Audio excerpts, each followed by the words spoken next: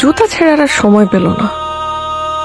পৃথিবীর কয়েকটা সুন্দর জিনিসের মধ্যে একটা সুন্দর জিনিস কি জানেন?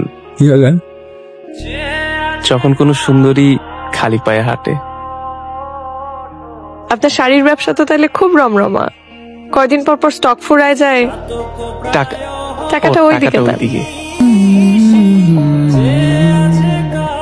নতুন জুতা মানুষটা ফেলে গেল, কি করব? জহির, আপনি কি দোকানে কিছু রেখে আসছিলেন? প্রিয় মানুষের জন্য কিছু রেখে আসলে সেটা যত্নে রাখতে হয়।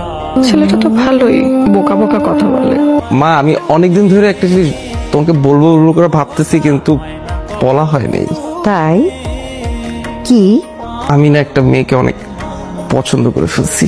ওকে প্রতিদিনই আমি ওই অটো স্ট্যান্ডটা আছে না আমাদের দোকানের ওইদিকে, ওখানে প্রতিদিন দেখি। আর মা, আরেকটা জিনিস জানো, ও একটা শাড়ির দোকানে কাজ করে।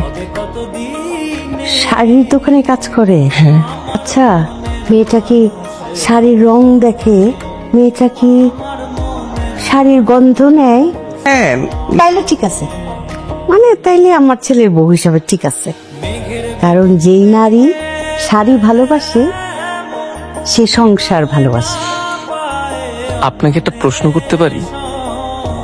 কি প্রশ্ন? আপনি শাড়ির দোকানে কাজ করেন, অথচ আপনাকে কোনোদিন শাড়িতে দেখিনি। আসলে আমাকে কখনো সেভাবে শাড়িতে দেখতেই চায়নি কেউ।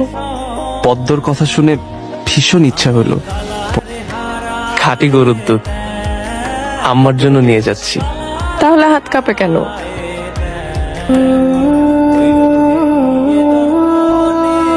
কি ব্যাপার, আজকে আসলো না যে? কি পদ্ম, অনেক কষ্ট হয়ে গেল সারাদিন না? এটা তোমার কাজ ভাইয়া। তোমার কষ্ট দেখলে কিন্তু আমারও খুব কষ্ট লাগে। তোমার বাবার একটা প্রস্তাব দিছিলাম, রাজি হয়ে যাও। ভাইয়া আপনাকে আগেই বলছি, আমি তো কাজ করতেছি। 6টা মাস সময় দেন, আমি সব টাকা দিয়ে দিব। 6 মাস? তোমার বাপের 9 মাস ধরে টাকা শোধ দিতে পারে না, তুমি আবার 6 মাস? এটা চাষিও নাকি অসুস্থ? হ্যাঁ অসুস্থ, চিকিৎসা চলতেছে। টাকা পয়সা লাগে না? হ্যাঁ পয়সা লাগে। কাকাই একটু মোস্টটা একটু ঠিক করে দিবেন। আরে ঠিকই তো আছে, এই নিয়ে তো ঠিক করলেন। ঠিক আছে